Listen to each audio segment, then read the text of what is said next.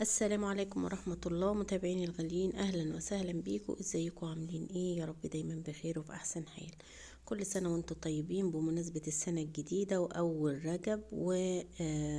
هنعمل النهاردة إن شاء الله صينية بسبوسة. آه، يا رب تعجبكم. زي ما انتم شايفين كده طبعا الشربات بتشرب الشربات بتاعها أو السيرب بتاعها، فده طبعا بيأكد إن هي ناجحة جدا.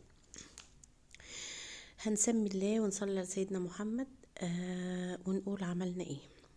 هنجيب نص كيلو دقيق بسبوسة، دقيق سميد. هنحط عليه بقى ايه المكونات الجافة الأول، اللي هي عبارة عن ربع كوباية من الجوز الهند، وربع كوباية من السكر.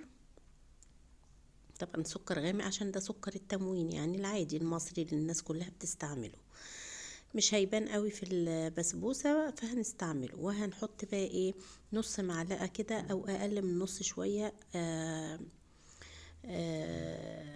بيكنج باودر، اللي هو مادة رافعة يعني. تمام. وهنحط كمان نص كوباية من السمنة. عندك زبدة تمام، سمنة تمام، مش هتفرق كتير. هنحط نص كوباية. وهنحط كمان بقى ايه، هنحط علبة من الزبادي. تمام. كوباية كده من الزبادي الجاهز ده. طبعا ده مش كفاية لان هو يعجن البسبوسة، فهنضيف كمان كوباية من الحليب، لبن الحليب. هنحطه كده تدريجي علشان طبعا البسبوسة من المفروض ما تسيلش معانا. هنبدأ نقلب المكونات كلها كده، وننساش بقى رشة الملح على المكونات دي، على الدقيق في الاول يعني.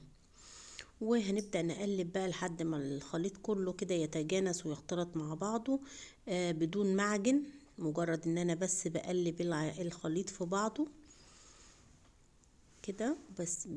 بزود الحليب سنة بسنة كده.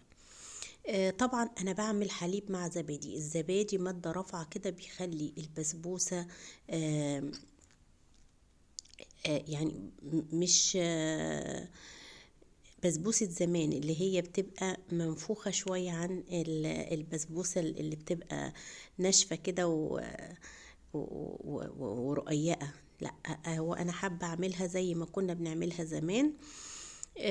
بنحط عليها البيكنج باودر ده نص معلقة، بتخليها هشة كده وجميلة.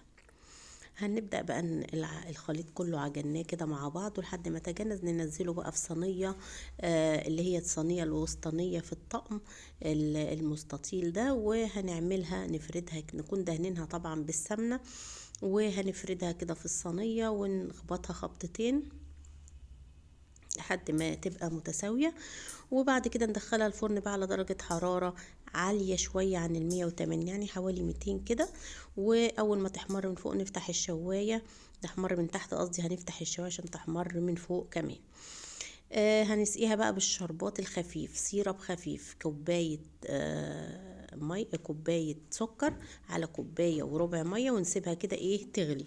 تمام. طبعا ده البذر ده بتاع الليمون اللي احنا بنشيله ده.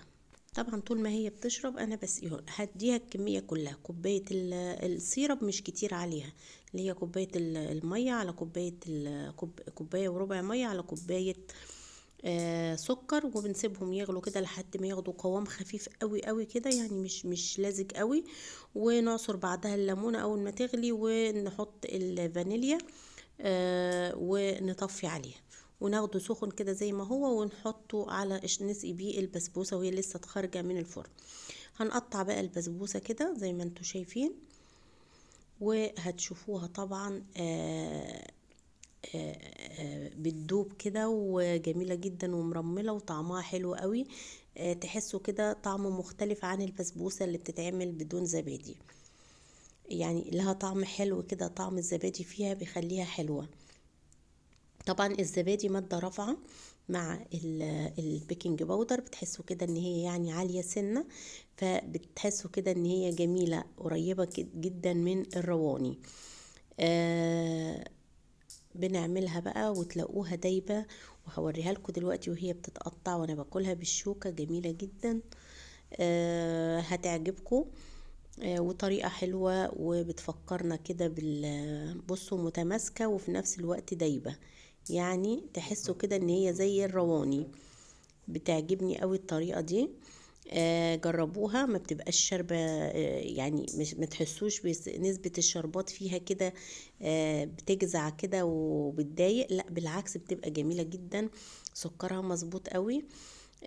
جربوها هتعجبكم، واستنوني في فيديو جديد. استودعكم الله، والسلام عليكم ورحمة الله وبركاته.